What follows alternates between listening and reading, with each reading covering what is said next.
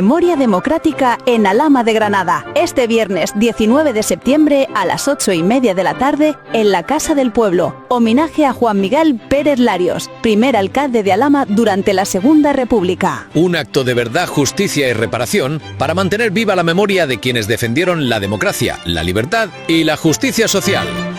Intervienen Sandra García Martín, secretaria general del PSOE de Alhama. Rafa Gil Bracero, profesor de Historia Contemporánea de la UGR, presidente de la Asociación Granadina para la Recuperación de la Memoria Histórica. Antonio Molina Gómez, presidente del PSOE de Alhama y alcalde de Alhama de 1987 a 1996. José Manuel Guillén Ruiz, secretario provincial del PSOE de Memoria Democrática y alcalde de Galera. Antonio María García Claret, presidente de la Sociedad Fabiana Española. La Sociedad Fabiana es una asociación que hunde sus raíces en el socialismo humanista, cuyo principal exponente en España fue Fernando de los Ríos. Este viernes 19 de septiembre, a las 8:30 de la tarde en la Casa del Pueblo, homenaje a Juan Miguel Pérez Larios, primer alcalde de Alhama durante la Segunda República. Memoria Democrática en Alhama de Granada. Muy buenas noches, bienvenidos y bienvenidas a este acto. Un acto de memoria histórica de la agrupación del Partido Socialista de Alhama, en el que queremos rendirle un homenaje a Juan Miguel Pérez Larios. Es un homenaje que ya veníamos con mucho tiempo atrás diciendo que había que hacerlo. Yo digo, ¿vamos tarde? No vamos tarde. Yo creo que cuando se hacen los homenajes de recuperación de la memoria, lo importante es hacerlo. Eso es lo fundamental.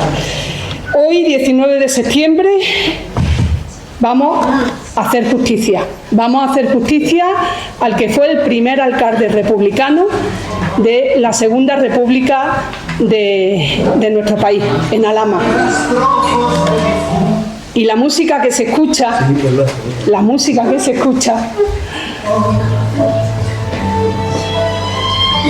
ha sido especialmente elegida además por nuestro presidente, por Nono, que es elegida de Ramón Sigé, de Miguel Hernández, por el simbolismo que tiene y por el tema que vamos a tratar. El tema de recuperar la memoria, como decíamos, de nuestro alcalde, de un alcalde republicano, de convicciones de izquierda, de solidaridad, de ayuda, de apoyo y de justicia social a todas las personas que en esta época tan difícil y tan complicada, pues sabéis que eran muchos y muchas. Quiero daros las gracias a todos y a todas los que estáis aquí, pero especialmente, si me lo permitís, a la familia del homenajeado esta noche, a Eduardo y a Paquita, a sus sobrinos. Y también quiero dar las gracias pues, a alcaldesas que están aquí acompañándonos, bueno, y Juan Larios, disculparme, que Juan me ha dicho que estoy aquí, y a Juan Larios, que también es descendiente, lógicamente, por supuesto que sí, a nuestras alcaldesas de la comarca, a Ángeles, alcaldesa de Santa Cruz, a Ana Belén, la alcaldesa de Forna y presidenta de la Mancomunidad, a otras exalcaldesas como Ana Conde, que también está aquí, que también le damos las gracias por estar, a otras compañeras como Iluminada, que también ha llevado las competencias de memoria en el provincial, a otros alcaldes de aquí de Alhama, como Paco Escobedo, que está también aquí, a todos y a todas sentiros saludados, sentiros pues que os acogemos en la Casa del Pueblo con todo el cariño que os merecéis. Y ahora sí quiero presentar a esta mesa de grandes en este día tan caluroso.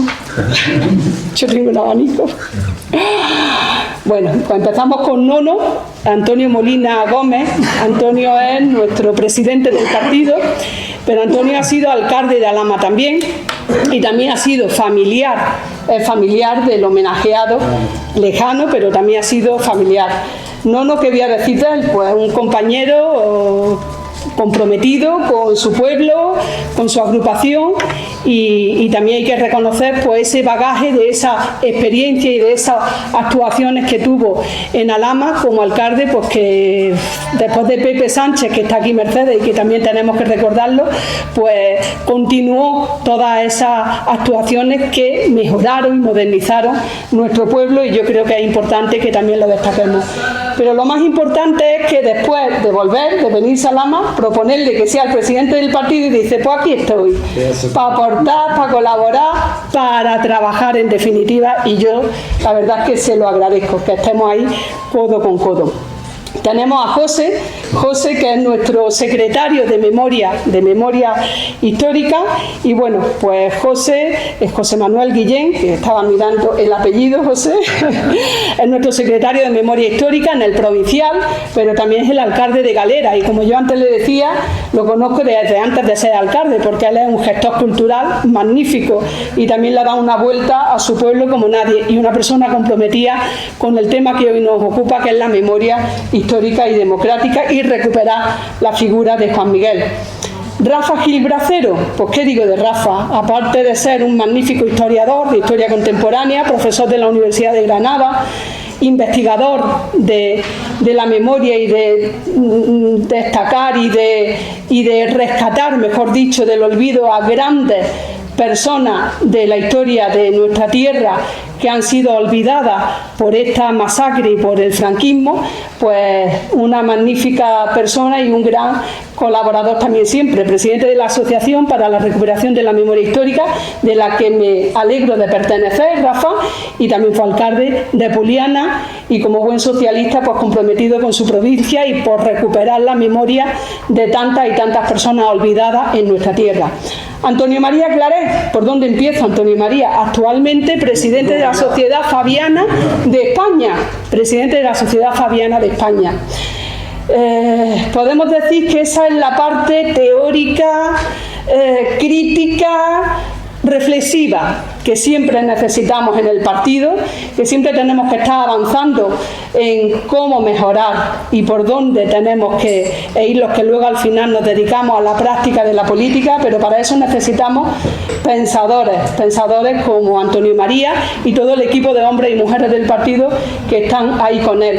Ha sido secretario de organización del PSOE a nivel andaluz, secretario general del partido en Granada, bueno, parlamentario andaluz, delegado del gobierno en Melilla, muchas cosas, pero lo más importante es que es un gran amigo, un gran socialista y una persona que nos aporta muchísimo al partido.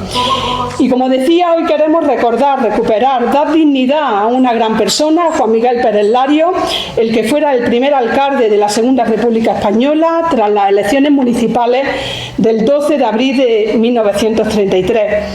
Elegido por 14 votos a favor y 1 en blanco. Vuelve a salir como alcalde en 2 ocasiones más, en enero del 32, tras la dimisión de López Triviño por encontrarse enfermo, y me encantan sus palabras cuando dice Juan Miguel que acepta la alcaldía para servir a la República, proteger a la clase obrera en armonía con lo dispuesto en las leyes vigentes y defender los intereses generales de Alhama de Granada. Y tras las elecciones generales del 36, que le dan el gobierno a la izquierda de nuevo, se reponen en sus puestos a la totalidad de la corporación suspendida en el 34 y vuelve a ser alcalde por muy poco tiempo, y también es elegido diputado del distrito de Alhama y de Órgiva. Tras el golpe de Estado y el inicio de la Guerra Civil, el 25 de julio del 36, López Triviño, que era el alcalde, vuelve a dimitir por grave enfermedad, muere el 29 de agosto y sale elegido Juan Bautista Ruiz como alcalde por unanimidad, el que podemos decir que ese sí fue también el último alcalde republicano en la Segunda República en Alhama. Juan Miguel sigue siendo concejal y diputado en este momento, y Juan Miguel se traslada a Málaga en febrero del 37, allí es donde lo detienen en 2 ocasiones, la primera vez lo absuelven, pero la segunda va con la sentencia de muerte. Lo declaran culpable y lo llamaban el cabecilla rojo. Así lo llamaron los fascistas y lo fusilaron en las tapias del cementerio de San Rafael el 3 de octubre de 1937. Creo que actos como este nos ayudan a reforzar los pilares de la democracia, a restaurar la dignidad de quienes fueron asesinados y después invisibilizados por el silencio impuesto por el miedo y la represión franquista.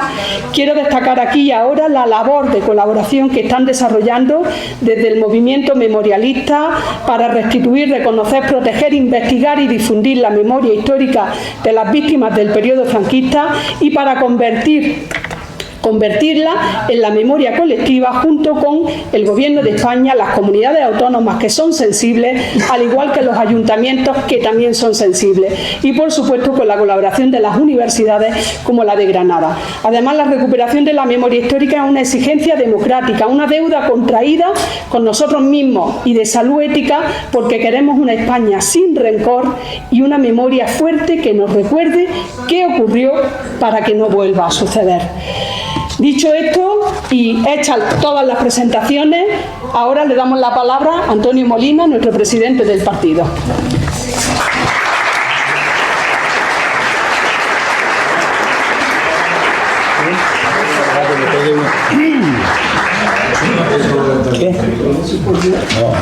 No me molesta.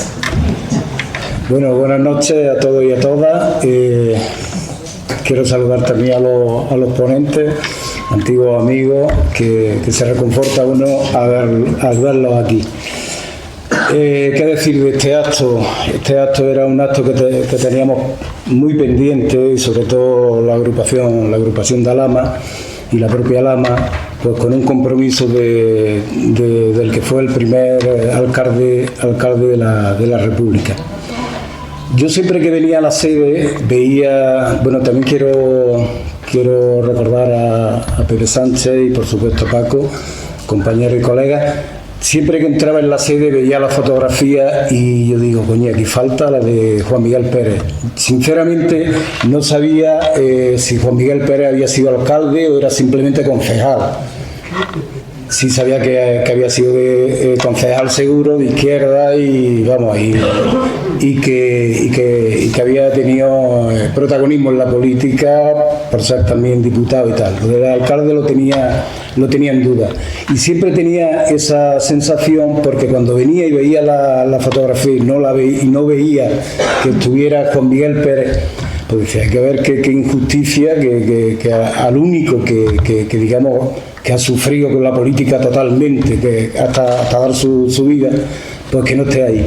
Y esta historia me viene porque mi madre me contaba cuando era pequeño y después ya más grande y tal, pero me contaba un poco la historia de que tenía un tío suyo que había estado en la política, no me dijo tampoco si era alcalde, concejal, que había estado en la política y que lo habían fusilado en Málaga, que en vez de irse como muchos compañeros suyos se fueron a Francia, una cuestión legítima, él decía que no había hecho nada malo, ni tenía las manos, digamos, de sangre, etcétera, etcétera, y entonces se fue con la familia a Málaga, y en Málaga lo detuvieron y efectivamente pues lo fusilaron.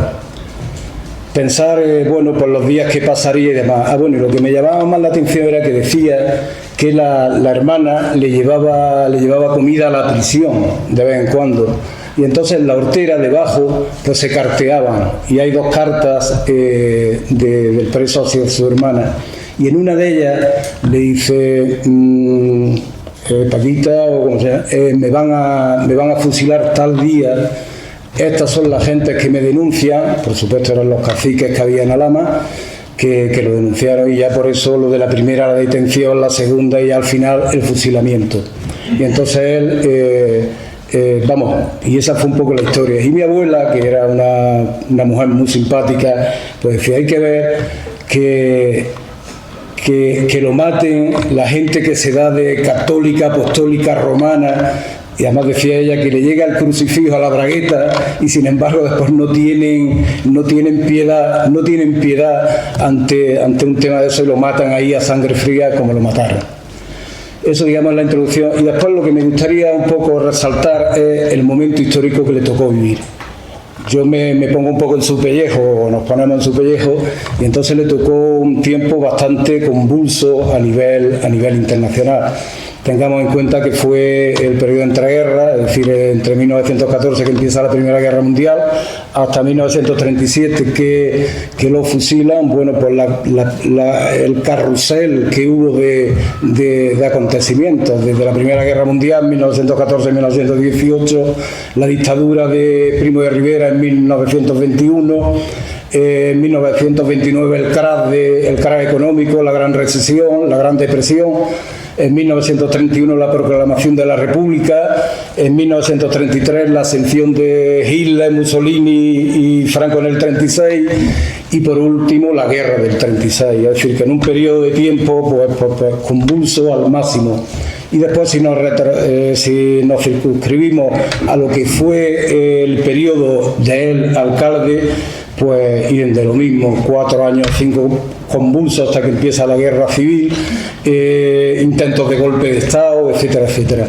Eso me hace ver un poco el paralelismo que tiene con nuestros días. En primer lugar, el paralelismo que tuvo también con los ayuntamientos democráticos del 79, que estábamos inmersos en una inestabilidad política grandísima, con asesinatos de ETA, con intentos de golpe de Estado, hasta el intento de golpe del 81, etcétera, etcétera. Entonces ahí se ve un paralelismo. Y después nos debe servir también para ver que aquel tiempo tiene muchas connotaciones con el actual y no olvidar que, por ejemplo, Hitler entró en enero de 1933 y en 2-3 meses había desmantelado a todo el Partido Socialista Alemán, que tenía un millón de afiliados. Desmanteló todos los sindicatos, desmanteló al Partido Comunista. En esos meses hicieron 50 campos de concentración, cogieron a todos los líderes, los metieron presos, es decir, que hicieron una redada fatal, amén después del tema del holocausto, de la solución final, etcétera, etcétera. Y entonces un poco es una advertencia que creo que deberíamos de reflexionar con los tiempos actuales, con los Bolsonaro, los Meloni, con Donald Trump, con Le Pen, por supuesto con Netanyahu, ya como figura estelar del movimiento, y con el tema de Gaza. Por eso también me gustaría recordar en este momento, aparte de todas las víctimas del fascismo, también las víctimas actuales de Gaza, que no deja de ser una paradoja que aquellos que sufrieron el holocausto y la solución final ahora estén actuando de esa forma. Y por último, porque no quiero tampoco extenderme, porque aquí hay gente primero a espadas, que son los que saben de esto, decir que por supuesto me siento orgulloso del acto que se le hace hoy a Juan Miguel Pérez, en primer lugar por haber sido militante del PSOE desde el año 80, en segundo lugar por haber sido concejal, alcalde y diputado, que es algo en común tendremos, aunque sea esa afiliación, y por último como presidente del partido. Y estar orgulloso de que se le haya hecho justicia, que se le haya dado memoria, se le haya reconocido y en fin, y todo lo que estamos haciendo esta noche, y que os agradezco enormemente el que hayáis venido esta noche. Por último, daros de nuevo las gracias por vuestra asistencia, a la secretaria general y al secretario de organización por lo bien que han impulsado el acto, y a vosotros muchísimas gracias.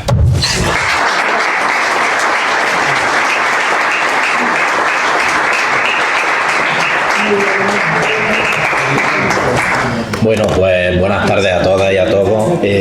Muchas gracias a la agrupación de Alhama por invitarme, en especial a Sandra, que como decía antes nos conocemos hace muchísimo tiempo. Yo entonces no estaba en política, ella alguna vez me dijo que me metiera en política y aquí estoy.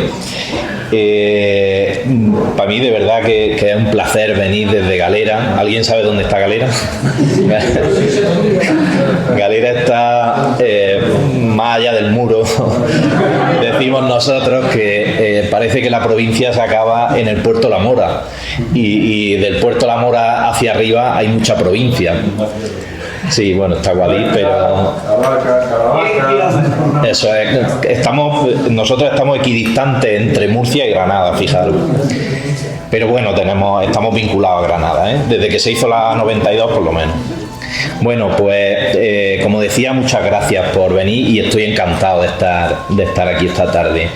Y estoy encantado también por venir a un acto en el que se le rinde homenaje a una persona a la que al final sus ideales le costaron la vida.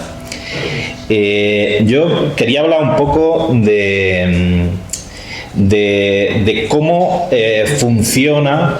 Bueno, yo llevo muy poco tiempo como secretario de memoria. Yo soy, para que me pongáis en contexto, yo soy arqueólogo de profesión, pero no arqueólogo dedicado a exhumaciones, me he dedicado a otras cosas mucho más antiguas y llevo muy poco tiempo de secretario de memoria. Pero yo quería como recorrer un poco cómo ha funcionado la memoria, sobre todo en cuestiones legales. Es una obviedad que desde el Partido Socialista se han impulsado las dos leyes de memoria que se han aprobado en este país, ¿no? La primera en 2007, cuando gobernaba Zapatero, y luego, 15 años después, la de 2022, que es la última, ¿no? Y ahí hay un paréntesis en el que la memoria decayó precisamente porque hubo dos gobiernos de derecha en España. Y los gobiernos de derecha, pues básicamente lo que han hecho ha sido hacer decaer las leyes de memoria. Cuando lo que se reivindica con las leyes de memoria es una cuestión totalmente justa. No estamos hablando ni de revanchismo ni mucho menos, estamos hablando de justicia. Y bueno, pues en esos años de gobierno de la derecha, pues las leyes de memoria han sufrido pues un olvido, digamos. La última ley, que es la de 2022, viene a dar un impulso a esa ley de 2007, que como decía antes fue la primera, y lo que hace es que da un impulso después de esa primera ley con una serie de... Yo he cogido aquí unas cuantas notas que definen un poco la ley, ¿no? En primer lugar, sitúa a las víctimas en el centro de la acción pública, ¿no? Las víctimas son el centro de la acción. También se anulan las condenas y las sentencias de los tribunales franquistas. Se crea un registro de víctimas, que eso también era clave. Otra cuestión es que se reconoce expresamente el papel de las mujeres y del movimiento memorialista. Y también se crea el Consejo de Memoria Democrática, que es el que debe contribuir al esclarecimiento de las violaciones de derechos durante tanto la guerra como la dictadura. Eso es un poco, por resumir en micro, la ley de 2022. Y antes decía Sandra que la memoria se tiene en cuenta en sitios donde hay sensibilidad. Me ha gustado ese matiz, porque la sensibilidad es muy importante. Y no estamos hablando de sensibilidad porque nosotros militemos en un partido, estamos hablando de justicia, como decía antes. Y ahora quería poner también en contexto cómo en 2017, bajo un gobierno también socialista en la Junta de Andalucía, se aprobó una ley de memoria en nuestra comunidad autónoma que era una de las más avanzadas. Eso fue en 2017. ¿Qué pasó con esa ley? Pues que muy poco tiempo después tuvimos un gobierno del Partido Popular que todavía sigue gobernando en nuestra región, y desde que ese gobierno entró en la Junta de Andalucía, no se atrevieron a derogar la ley, pero sí que la desdotaron de presupuesto y limitaron las acciones. Otra cuestión que yo, como trabajador de la Consejería de Cultura, la consejera, que es la competente en estas cuestiones, le he escuchado un par de veces en las que le han interpelado por la inscripción de los lugares de memoria. Y con esa forma que tienen suave de como de no entrar en conflicto y de hacer las cosas de forma suave, pero por debajo ser contundente. Ella, yo las veces que se lo he escuchado, dice, sí, estamos a punto, ya lo vamos a hacer, estamos terminando, ya lo vamos a hacer, pero no se hace.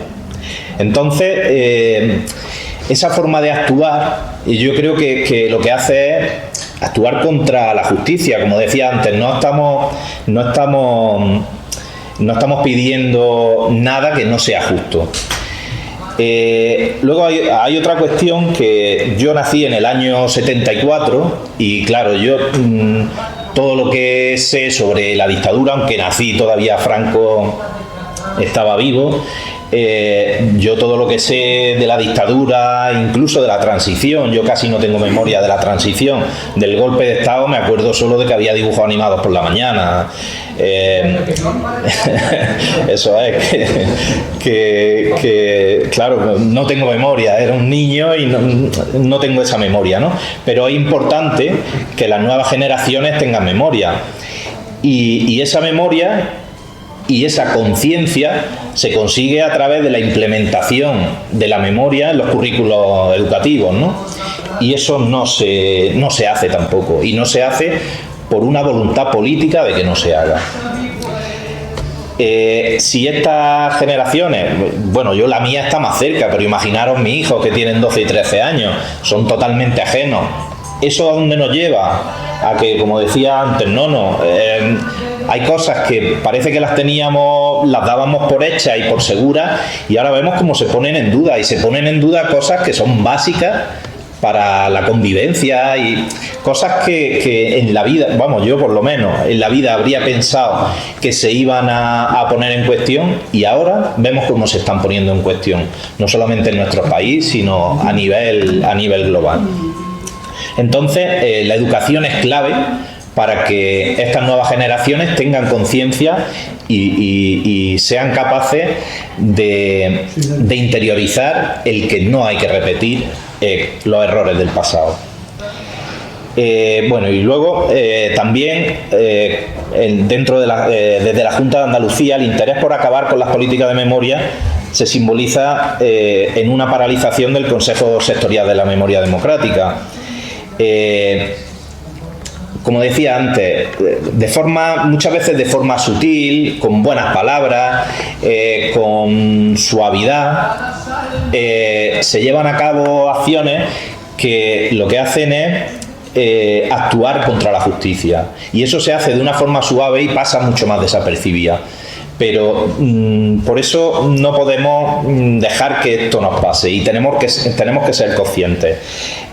Frente a estas políticas que tenemos, ahora tenemos un gobierno central que sí que apuesta. Ya hemos dicho antes que se ha aprobado una nueva ley de memoria en 2022, y bueno, se han destinado más de 6 millones de euros para trabajar en exhumar, en excavar sepulturas y en recuperar restos de represaliados. Y, por ejemplo, se han destinado más de 50.000 euros en dignificar el lugar del Barranco de Vignas, ¿no?, que está, bueno, cerca de aquí, en Granada. Así que yo, como veis, en realidad siempre soy muy sintético, a veces casi demasiado, incluso en mi profesión a veces me pasa que soy muy sintético.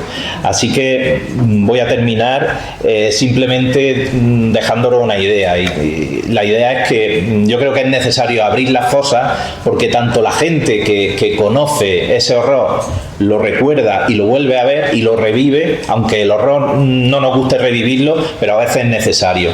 Y también para que las nuevas generaciones sean conscientes de que pasaron unas cosas en este país que no deberían volver a pasar. Así que abramos todas las fosas y demos justicia, dignidad y reparación a todas las víctimas. Muchas gracias.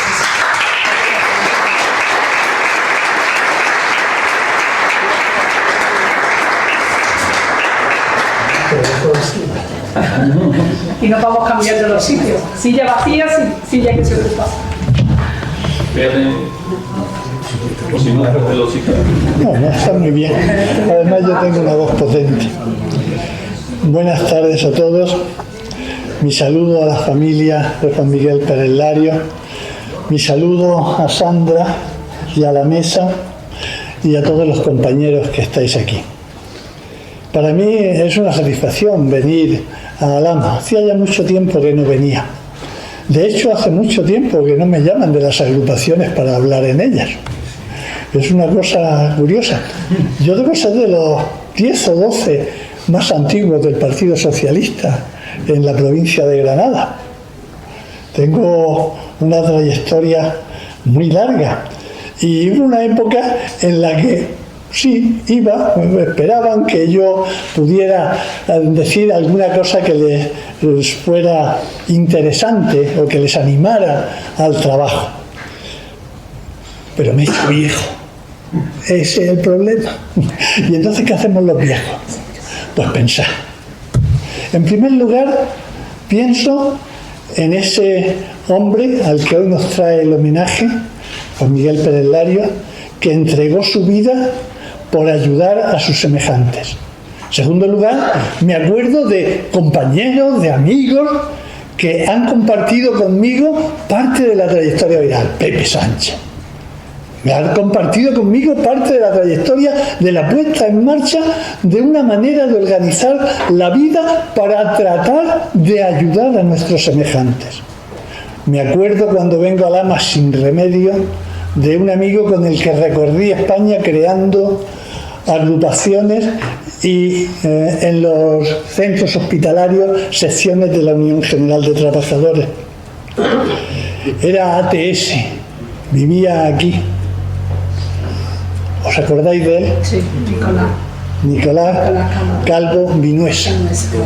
Un hombre extraordinario. Un hombre extraordinario.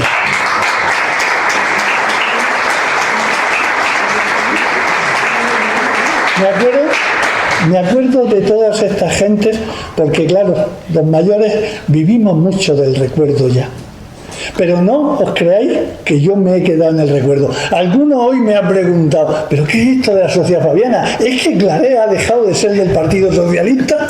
No, ni mucho menos. Yo espero que me entierren con la bandera del Partido Socialista. Y por favor que toquen la Internacional. Pero he adecuado mi militancia a las posibilidades que tengo de actuación. Entonces, hemos creado en Granada la Sociedad Fabiana. La Sociedad Fabiana la hemos creado un grupo de profesores universitarios, la mayor parte de ellos de ciencia política, de derecho, aunque también hay de ciencias, de matemáticas y alguno también de farmacia. ¿Y en qué se dedica la Sociedad Fabiana? A promover estudios, a promover debates, a promover reflexión en torno a lo que debe ser el socialismo democrático. Alguien se pregunta, ¿qué es eso de Fabiana? Pues se llama Sociedad Fabiana porque la inventaron los ingleses en 1884 y eran alumnos de Cambridge Oxford y ellos dijeron, queremos cambiar las cosas que está haciendo el capitalismo, pero no queremos ir de frente contra el capitalismo y chocar contra ellos y hacer una verdadera batalla. Lo que queremos es que se haya reformas permanentes, constantes, que vayan mejorando la vida de los trabajadores. Y dijeron, como eran universitarios de Oxford, tenían buena formación en latines, y dijeron, ¿quién ha hecho esto antes? Quinto Fabio Máximo. Quinto Fabio Máximo fue un cónsul y general romano que batalló contra Aníbal. Aníbal los derrotó todos los romanos, menos a Quinto Fabio Máximo, porque no atacó derecho, sino que iba hostigando a Aníbal paralelamente a su ejército, el suyo, y lo iba hostigando, cortándole los suministros, haciéndole guerra de guerrilla, y lo fue desgastando hasta que lo echó de Italia. Y ellos dijeron, si Quinto hizo esto, nosotros somos fabianos, porque queremos hacer lo mismo. Reformas graduales y constantes. Y entonces somos un socialismo reformista y democrático y humanista, porque ponemos el ser humano en el centro de la atención. Bien, en España ha habido ya fabianos, no somos los primeros, no nos lo hemos inventado nosotros. Fueron fabianos don José Ortega y Gasset, don Fernando de los Ríos, que los conoceréis todos seguro. Fundaron la Sociedad Fabiana en el Ateneo de Madrid en 1907. Ellos fueron la simiente en España. No duró mucho aquello, duró 2 o 3 años, no duró mucho, pero fueron la simiente. Nosotros nos consideramos hijos de Ortega y de Fernando de los Ríos. Y lo que queremos es estudiar, pensar sobre lo estudiado, debatir sobre lo pensado y hacer pedagogía social. Enseñarle a la gente que se puede hacer determinadas cosas sin que haya problemas. Hacemos documentos de estudio, y los sacamos y los ponemos en marcha.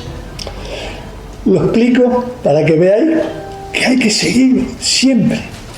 Si no puedes en un sitio, en otro. Si no puedes hacer una cosa, siempre podrás, aunque sea, venir a la casa del pueblo a escuchar y a debatir y a hablar. Pero el militante, la persona que cree de verdad en el ideal, esa está siempre.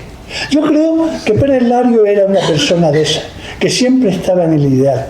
He trabajado un poco en torno a la historia del socialismo y en torno a la historia del socialismo de Alhama.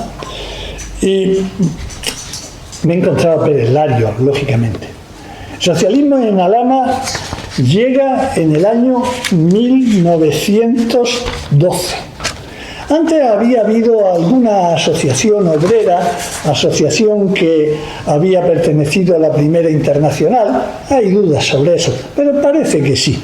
Pero es a partir de 1912 cuando, a través de Manuel Judel López, un socialista de Granada, se instala en Alhama la primera asociación socialista, que no fue una agrupación.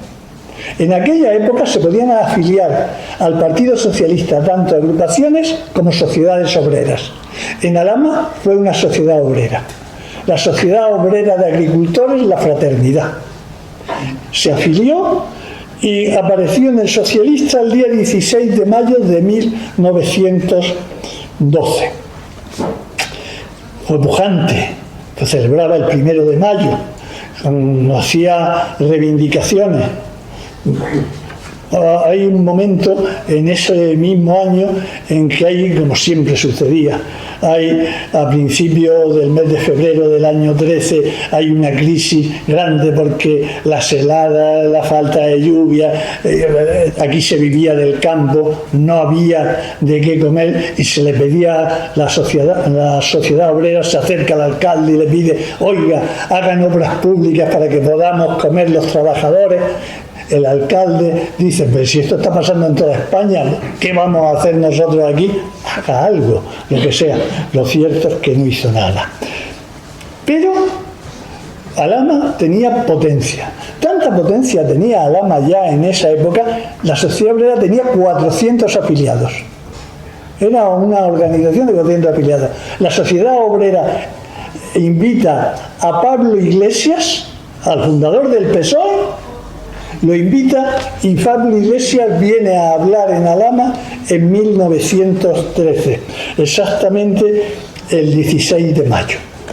Viene, habla, hace un meeting, con él está Judes, el granadino, que era el patriarca del socialismo granadino de esos años, y hablan con él Mariano de la Bandera, que era presidente de la Sociedad Obrera, un hombre que yo no sé si aquí lo recordaréis, pero fue presidente y un hombre importante, y Antonio del Pino, que fue durante los años 1910 a 1920, el eje central del socialismo en la ciudad. Antonio del Pino. Pues bien, Iglesias habló y Iglesias le cantaba a las masas. Cuando llegó a Alhama, la gente salió a la carretera, fuera, a esperarlo. Venía, obviamente, venía en en un coche de caballos, no venía, ¿cómo se llama?, una tartana. No venía en un auto porque entonces no había, venía en una tartana. Salieron a la puerta, los llevaron, lo acompañaron hasta la fonda. Dice el corresponsal del Socialista que fueran 2.000 personas las que acompañaron a Iglesias de la puerta hasta la fonda. Y venga a vitorearlo, venga a decirle. Se asomó al balcón y desde el balcón de la fonda les habló.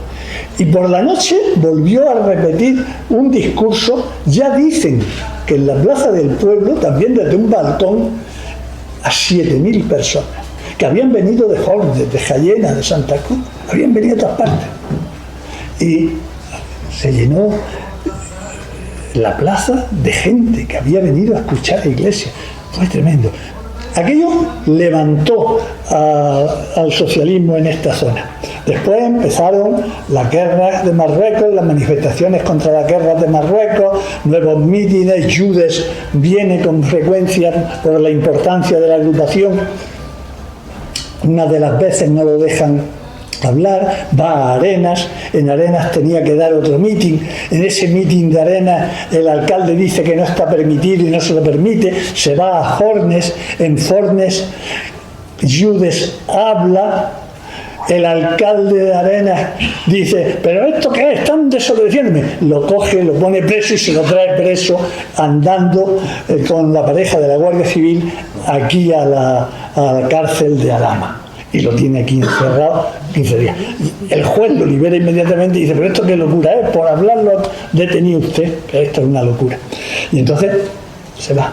En mis investigaciones sigo y llega un momento en que tropiezo con Pérez Larios.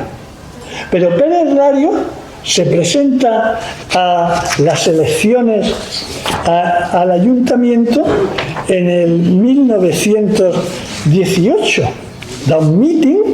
Bueno, se presenta en el 14, ya empieza en el 14, pero en el socialista no aparece hasta el 18, en la primera vez que aparece, pero viene como reformista, perteneciente al Partido Republicano Reformista. Y hay un mitin en Alhama donde hablan 2 miembros del Partido Socialista y 2 miembros del Partido Republicano Reformista, que era el partido de Melquiades Álvarez. Y es la primera vez que aparece. No dice nada más el socialista, pero poco después, un año o algo así, cuando en Granada está la revolución anticaciquil que lleva a don Fernando de los Ríos al Parlamento, tenemos una noticia que por aquí, por Alhama, se va a presentar Horacio García también al Parlamento. Y Pérez Larios está con él. Y aparece por primera vez Pérez Larios como socialista. Y Pérez Larios aparece por primera vez como socialista el día 8 de julio de 1919. A partir de esa fecha tenemos la constancia de que es socialista. El camino que ha seguido es el tradicional. El Partido Socialista se abrió a los intelectuales a partir de la conjunción republicano-socialista de 1910. Y empezaron a entrar intelectuales. Besteiro sigue un camino exactamente, don Julián Besteiro exactamente igual, también procedía de partido republicano y viene al Partido Socialista. Don Fernando de los Ríos había estado con la Liga de la Formación Política colaborando con el Partido Reformista. O sea que son gente intelectuales, gente moderada, gente que está en un partido obrero, pero que ellos en sí mismos tienen una actitud de colaboración con los obreros, aunque ellos no sean exactamente obreros. Le hablan entonces de obreros intelectuales. Porque el Partido Socialista no había permitido entrar a ningún intelectual hasta el año 10, dicho sea. Pues bien, Pérez Larios a partir de ese momento sabemos que es socialista y a partir de ahí viene su trayectoria política socialista, siendo concejal y siendo colaborador íntimo y estrecho de Horacio García García. Para los que no lo sepan, Horacio García, los de aquí a Alhama lo sabréis seguro, era el padre de Pepe García Ladrón de Guevara, que fue senador socialista. Pues bien, esa es la historia que ha traído. El hombre murió sin merecerlo. en un momento de una convulsión estúpida, probablemente como la que estamos viviendo, empezando a vivir ahora. ¡Qué dislate, qué tontería, qué estupidez es esto de la polarización permanente! Si el que no piensa como yo no es mi enemigo, solo puede ser un adversario, pero no es un enemigo. El hacer de la política una guerra sin cuartel solo lleva a que se lucren de ella aquellos que no quieren la democracia. Este sistema de polarización solo beneficia a determinada gente que no es demócrata. Los demócratas, ya sean del Partido Popular, sean del Partido Socialista, deben tratar de bajar su tensión y llegar al sistema de organización social. Porque si no lo hacemos así, si seguimos por esta pendiente constante, no me gustaría saber dónde llegamos. Yo probablemente ya no lo voy a ver. Mi edad me limita. Pero tengo hijos, tengo nietos. Y no quiero que vivan cosas que no deben ser vividas por gente honrada. Por consiguiente, querido, el ejemplo de Pérez Larios es un ejemplo para todos nosotros. Y yo os pido que lo homenajeemos como se merece, porque Pérez Larios fue un gran hombre que dio su vida por los demás. Muchas gracias.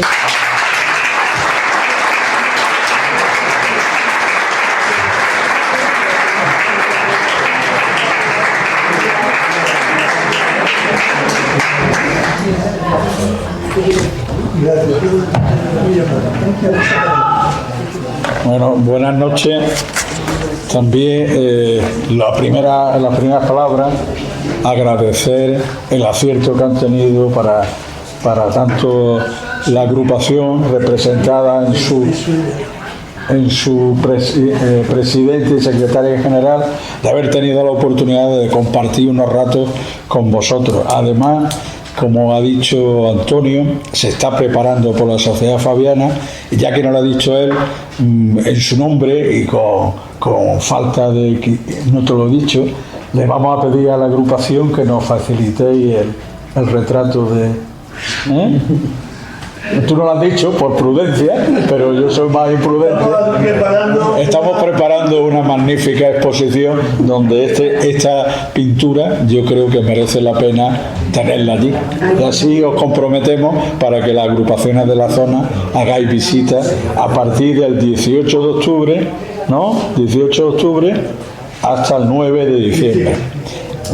Bien, pues bueno, como ya se ha dicho por los interlocutores anteriores a mí, pues es un acto de memoria histórica.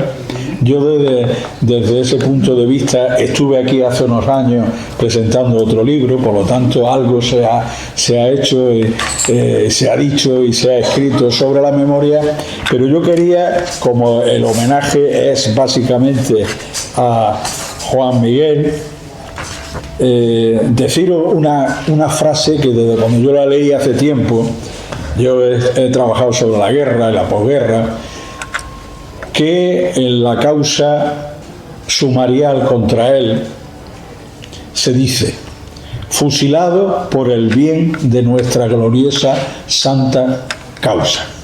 Es decir, que desde sus orígenes quien lo hacía no era un acto de guerra, sino un acto, digamos, de eliminar los contrarios. Yo por eso no vamos a referirme, o quiero referirme, que todas las intenciones que hoy se puede decir, como dice muy bien Antonio María Claret, que la tensión del momento no nos haga ver lo que yo creo que son los valores de la historiografía, que es el compromiso con la verdad, la justicia, la reparación y, por supuesto, no repetición. Pero para ello tiene que haber conocimiento, explicación, si queremos comprender, pero dar un salto cualitativo. La guerra no fue una consecuencia de la República, que eso como nos lo han transmitido casi a los que peinamos canas. La República era tan mala que tuvo que venir la mano de hierro a ponerle orden. No, la República un gobierno legítimo fue aniquilado por la violencia política de su momento. Fue un golpe de Estado el inicio de la guerra y no la mala política durante la República. Porque en democracia nos equivocamos, la gente vota y los que se equivocan no vuelven a ser votados, pero no son eliminados físicamente. Por lo tanto, esa es una de las mayores contribuciones que desde la memoria hacemos hoy nosotros en la docencia y en la divulgación, porque tantas cosas se han dicho como afirmadas y únicas que no lo soporta la investigación. Por ejemplo, yo insisto en clase mucho que no hubo alzamiento nacional. ¿Cuántos de nosotros hemos crecido con el alzamiento nacional? Ese glorioso Santa Causa. Si hubiera habido alzamiento nacional, no hubiera habido guerra. ¿Por qué? Porque la realidad fue que una parte de los españoles, de los granadinos, de los andaluces, de los de Alhama y de la comarca, no estuvieron de acuerdo con la sublevación contra la República. Concretamente, la Guardia Civil de Alhama se opuso. Otra cosa distinta, y ahora lo hablaremos con los alcaldesos de Játar y de Jayena y de Arenas, que hubo una diferencia sobre el puesto de la Guardia Civil. No todos los militares se sublevaron. No todos dijeron prietas las filas, no todos salieron a la calle con la falange para derribar a los republicanos. Y el ejemplo de la comarca es el ejemplo de los 6 meses, apenas 6 meses, donde militares profesionales vinieron a la comarca, bien dirigidos desde Málaga, aquí a defender a la República. Por lo tanto, tantas cosas que se nos ha dicho y hemos creído que son verdad, que la historiografía, la investigación no lo soporta hoy día. Otro dato, yo siempre digo las cosas muy concretas. ¿Quién quiso la guerra? ¿Cómo? ¿Quién? ¿Cómo? ¿Y a quién facilitaba la guerra una solución de futuro? ¿Quién quiso la guerra? ¿Quién financió la guerra? ¿Cuáles son los objetivos que se perseguían con la guerra? Son preguntas que nos hacemos muy elementales. ¿Quién quiso la guerra? Pues lo tenemos que explicitar cuando alguien se nos dice que la República, como he dicho, era tan mala que hubo que sacar. No, la guerra se quiso porque se planificó ir contra la democracia y se planificó con dinero. Hoy hay autores que son hoy cabecera en la historia, Ángel Viñas y otros más, pero lo digo él, un profesor, un diplomático, un ya nonagenario, que ha trabajado mucho con la financiación, no del 36, desde el 31, con sectores del capitalismo, del catolicismo europeo y de los fascistas europeos para quitar de en medio a la República. Y en esta zona, lo mismo que casi todas las comarcas, la República fue mal vista desde el primer día. Entronco con Juan Miguel, un hombre, efectivamente, como ha dado una pincelada y retomo donde él lo ha dejado, aproximadamente una persona de Pérez Larios, de cultura, un hombre de acción, un hombre con conocimiento de su entorno, pero que consideraba que su comarca, su pueblo, su provincia, su España, tenía que transformarse. Transformarse, fijaros qué revolucionario, con mayor dedicación a los que menos tienen, las bases de trabajo, aumentar los salarios en el campo. Si la sociedad tenía, has dicho, 400, en el año 30 al 35, la sociedad de la Federación Nacional de Trabajadores de la Tierra, que es el sindicato mayoritario de la UGT de Alhama, tiene 1.600 militantes. ¡Qué vergüenza! ¿Cuántos tiene hoy?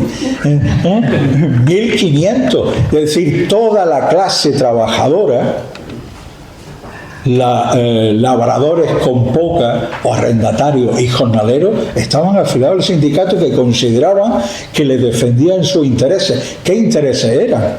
Tener un salario mayor, tener posibilidad de cobertura en momentos difíciles de su vida, accidentes o cualquier otro tipo, y simplemente esa era la revolución. ¿Qué es lo que pasaba en esta zona? Como ha dejado dibujado Antonio María. Es que aquí era Judes, fue Pablo Iglesias, y después en los mesías que prometían, en cierta manera, y llegaban al pueblo llano, aquí en esta comarca, Fernando de los Ríos. Juan Miguel era conocido de Fernando de los Ríos, y Fernando de los Ríos tenía un gran predicamento en esta zona. Y cuando llegan las elecciones del 31, la del 32 y del 36, gracias a la proximidad de sectores como de Larios, de Pérez Larios, en el ayuntamiento como concejal o como alcalde. Pero fijaros lo que hacían los ayuntamientos de aquella época, que entonces sí que eran heroicos, no como los que hemos sido algunos, que hemos tenido problemas y tenemos, pero el problema del alcalde y el concejal es que tenía 1.500 personas diciendo que los señoricos no me dan trabajo o no me pagan el jornal, y el ayuntamiento era una catapulta, como estudiamos en su momento el compañero Mario López Martínez, de caciques contra socialistas. Los que daban la cara con los trabajadores era el alcalde o los concejales, que estaban comprometidos hasta las médulas, pero por supuesto ese compromiso le hacía ser un objeto del odio de clase. El golpe de Estado es una plasmación de liquidamos, ya que no podemos por las urnas, vamos a liquidar la experiencia republicana por la fuerza. Esa fuerza llevó a una defensa en Alhama y en la comarca, una defensa de la República que se mantuvo pues prácticamente hasta finales de diciembre, principios de enero, porque en enero del 37 la situación ha cambiado. ¿Qué ha pasado durante este periodo? Es un periodo, yo en alguna de mis publicaciones lo llamo, no es nada original, comitecracia. Es decir, los ayuntamientos tradicionales dejaron de tener fuerza o representación y espontáneamente se convirtieron en comités revolucionarios. Juan Miguel fue uno de los hombres de acción. Conocía muy bien lo que pensaban los trabajadores, los defendía de sus derechos laborales y derechos sociales, pero en un momento de caída del Estado y por defender a la República fue un artífice de la movilización. No se puede decir que sea un hombre que tenía experiencia militar, pero sí que tenía ese empuje de convencer que si alguien viene a arrebatarnos por la fuerza, vamos a organizar. A él, en ese Consejo de Guerra que he citado al principio, se le acusa, entre otros delitos tremendos, de ser un hombre de acción, de tener capacidad de organizar una milicia voluntaria de la zona, el batallón llamado Granada, o batallón Lenin, que se hizo, y que estuvo en contacto en los primeros meses como con un remedio de organización militar defensiva si venía el enemigo, en este caso el enemigo que eran los sublevados de Granada. ¿Eso se produce? Sí, se produce. Hago un paréntesis. Entre otros problemas, la República en estos 6 meses, lo mismo que en Motril, en la comarca de la costa, se mantiene por esa defensa popular, pero prácticamente, los que hemos estudiado hace muchos años cómo se defiende, ni había ejército, ni había lo mínimo de un ejército en guerra. Porque, entre otras cosas, un ejército sin armas no es nada. Y el batallón Motril, el batallón de Granada número 2, prácticamente desfilaban de una forma, podríamos decir, casi de chiste por las calles del entorno, sin armas. ¿Qué es lo que pasa? Si tú no tienes una disciplina, no tienes medios, y hay un ejército que desde principios de diciembre se decide por la maquinaria militar de Franco, vamos a ocupar Málaga, Alhama está en medio de la comarca, se avanzó, como sabéis muy bien, desde Alhama hasta Málaga o desde Estepona, de mi pueblo natal, que nunca quito la oportunidad para nombrar mi pueblo, hubo un avance desde Alhama, desde Estepona y Marbella, a confluir la toma de Málaga. Previamente, la noche y el día del 22 al 23 de enero del 37 se toma el pueblo. ¿Hubo batalla? Ninguna.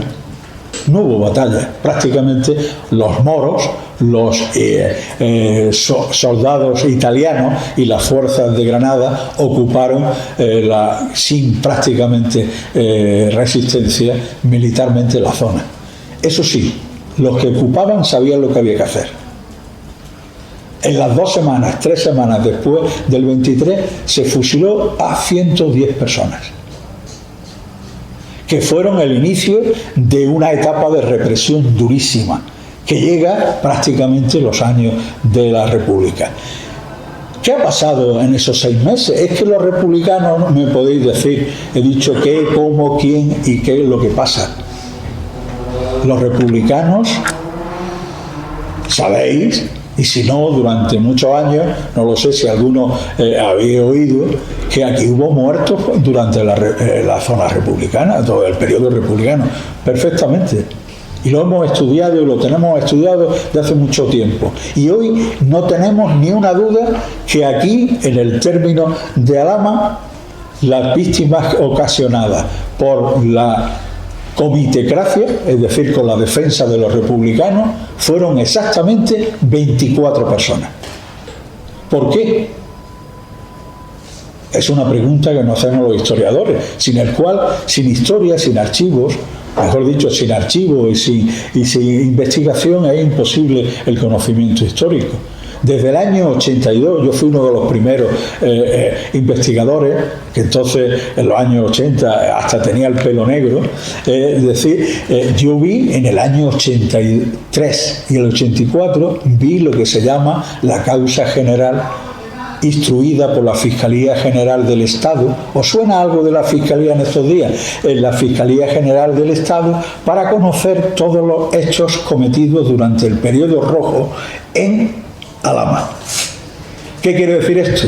Que cuando terminó la guerra del 39 hasta el 45, las autoridades franquistas hicieron su memoria histórica, pero particularmente la suya. ¿Por qué? Porque pueblo por pueblo, de los 8.000 y pico pueblos que había en España, se tuvo que mandar unos datos a la Fiscalía General, controlada por la Audiencia Provincial de Granada, para contar todos los muertos que hubo nacidos aquí, los que eran de otro pueblo que murieron aquí y que cometieron de fechorías, llámese incautaciones, colectivizaciones, quema de conventos durante el periodo rojo. Y ese archivo es público, como os digo, del 82. Yo lo pude ver en el 85. Yo del 85, que ya han pasado unos años, yo no he podido hacer el mismo balance de los que mató, asesinó la zona republicana, la zona sublevada.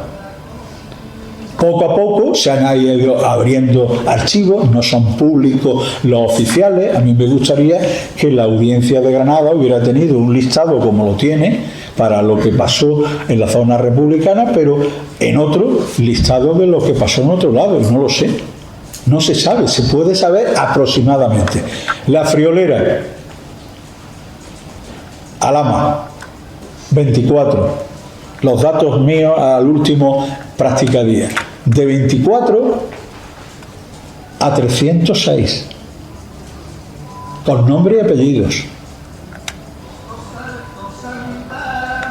Hay una diferencia.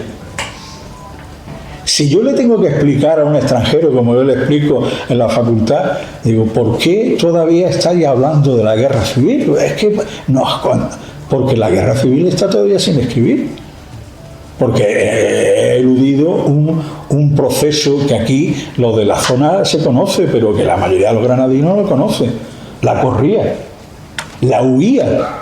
Cuando entraron las tropas aquí en esta comarca, la gente tuvo que salir corriendo en esas mismas escenas que estamos viendo en estos días en Gaza.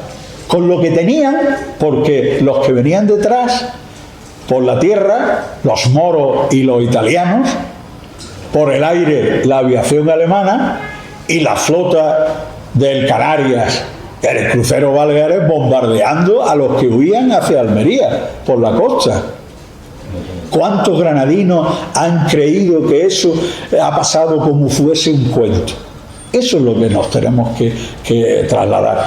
Quiero terminar con una reflexión prácticamente en estos días que he escrito algo sobre estos aspectos, al hilo de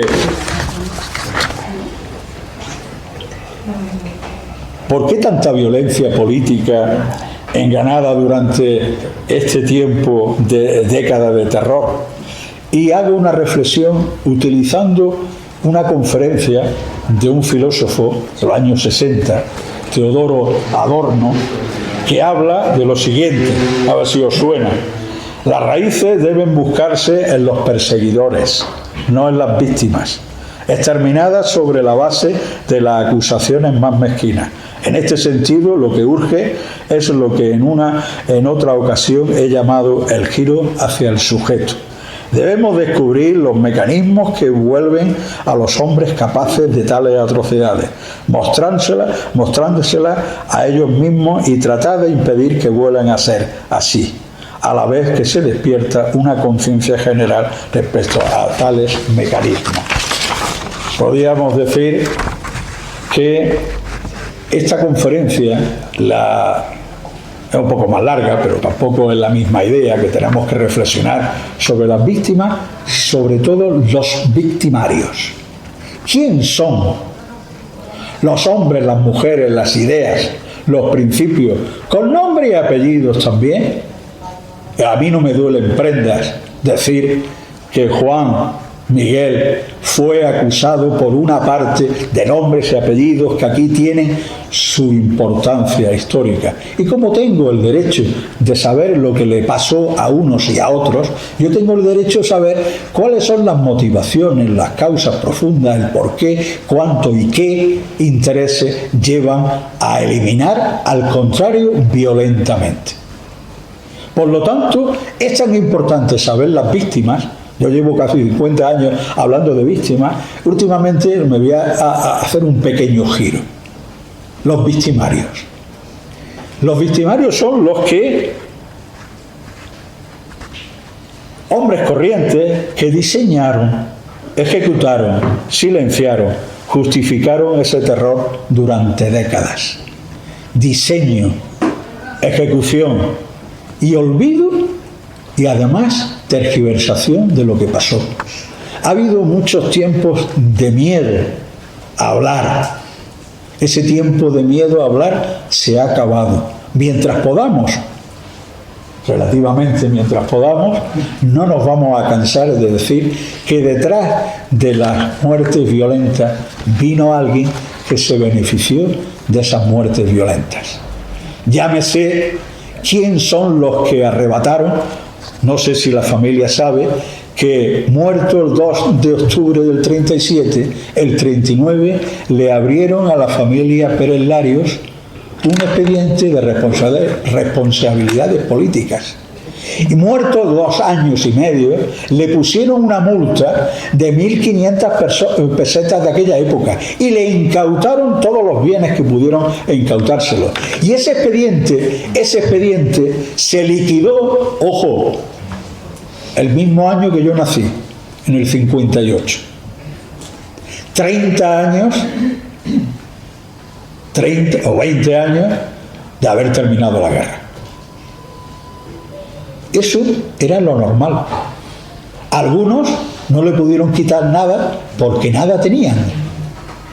Esa es una sombra oscura que en silencio han tenido que digerir los familiares, con más o menos, digamos, futuro. Pero no es el caso personal, pero yo conozco muchas familias que a partir de ese momento su vida fue como algunos me decían: yo llevo 30 años vivo desde que mataron a mi padre, pero estoy muerto en vida. En muchas zonas hay muchos muertos en vida que le debemos el deber de memoria, el deber de conocer y el compromiso político que lo hacemos desde los gobiernos donde hemos podido, y esperemos que el gobierno siga apoyando, porque entre otras cosas es porque se gane, no lo sabemos, ojalá, yo hago causa para hacerlo, porque todavía quedan muchos Juan Miguel Pérez Larios que están en la ignorancia colectiva, no de su familia, sino la colectiva, con hombres buenos. Sé perfectamente, hoy la familia me ha corroborado lo poco que era un hombre bueno, un hombre de su tiempo que tuvo un compromiso, democráticamente lo ejecutó y por tener esa idea y ese compromiso fue eliminado. Eso no lo podemos consentir ya 90 años después de aquello. Muchas gracias. Muy bien.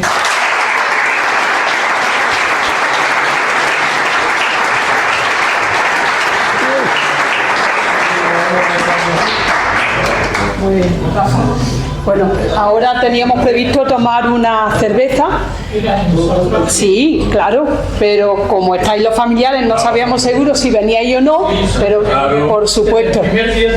Perfecto, pues venga, pues Juan, viene aquí.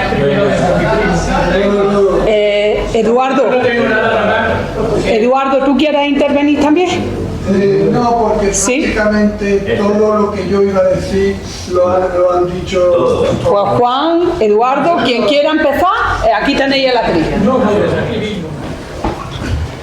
Digo que las personas existen cuando tienen fechas y lugares donde ubicarlos. Juan Miguel Pérez Larios, qué casualidad, lleva los mismos apellidos de mis dos abuelos, pero invertidos. Mis abuelos eran Larios Pérez. ¿Por qué? Porque dos Larios y dos Pérez se casaron mezclándose, ¿no? Mujer con un Pérez con una Lario y a la inversa. Bien. Los padres de Juan Miguel, yo llevo su mismo nombre, Juan Miguel Lario, o sea, por dos veces le toco, eran Pedro Pérez Benítez, era el padre, 1848-1931, cuando muere, y su madre Teresa Lario Morales, 1851-1916. Hermanos que tiene Juan Miguel, 11 contándose a él, 11 hermanos, de los cuales hay que quitar 3 que mueren con meses. Eso era muy frecuente en la época, lo de la mortalidad infantil. Y yo que estudié un poco el registro civil de Alhama, en todas las familias me encuentro un montón de niños y niñas que fallecen con 1, 2, 3, 4 meses. Entonces ya hemos dicho los hermanos que son 11, de los cuales 3 mueren con 2 o 3 meses. Juan Miguel Pérez Larios, su cronología es 1884. El día se puede saber en el registro civil de Alhama está. Yo cuando tomé nota de esto puse la fecha nada más. Y muere en 1937. Por lo tanto, 53 años. En algún lugar he visto los años equivocados. En el trabajo de Maldonado no pone 53, me parece que pone 51, creo que vi. Juan Miguel Pérez Larios se casa con Josefa Pérez Garzón. Ya tenemos otro Pérez y un Garzón. Estos dos apellidos, según mi teoría, proceden de Loja. Aquí en Alhama no había Pérez. Podía haber algún Pérez suelto por ahí, pero que tenga que ver con los Pérez industriales que en el siglo XIX se establecen en Alhama, lo que yo sé es que proceden de Loja, y los Garzón también son de Loja. Vienen planteando industria, como es el caso del Molino San Francisco, el molino más grande que hay allí abajo en Los Tajos, es el molino de los Pérez. Allí nacieron mis dos abuelos y allí trabajaron hasta que se lograron emanciparse, pues trabajaban para sus tíos, puesto que quedaron huérfanos con pocos años. Mi bisabuelo murió con 30, 32 años y dejaron a la viuda con 5 niños, tuvo 8, pero los otros 3 fueron de meses también. Entonces hemos dicho Juan Miguel 1884-1937, 53 años. Y se casa con Josefa Pérez Garzón. Tiene 2 hijos. ¿Por qué tan poco? Porque la mujer muere pronto. Entonces tiene nada más que 2 hijos, Teresa y Juan Miguel. Y otros 2 más de meses, 2 Pedros. Era muy frecuente que se repitieran los nombres. En mi caso, mi abuelo Jerónimo tuvo otro hermano Jerónimo, pero que murió con un par de meses. Entonces, Teresa y Juan Miguel. Y después de ahí se derivan nietos, que serían los que corresponderían a mi generación, que serían los Pérez Casero y no me acuerdo quiénes son los otros, que tienen 2 hijos nada más.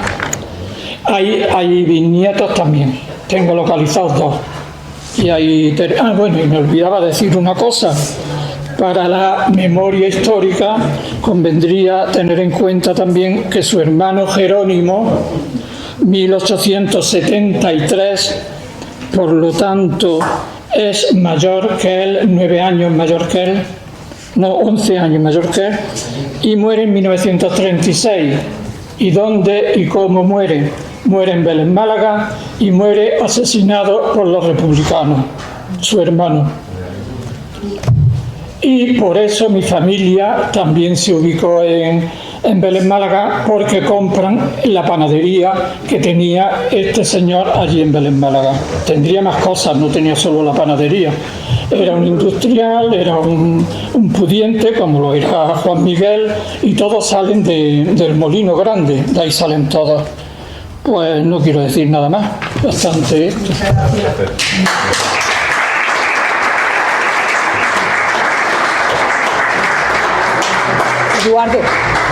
Eduardo, si quieres comentar algo, el atril es tuyo.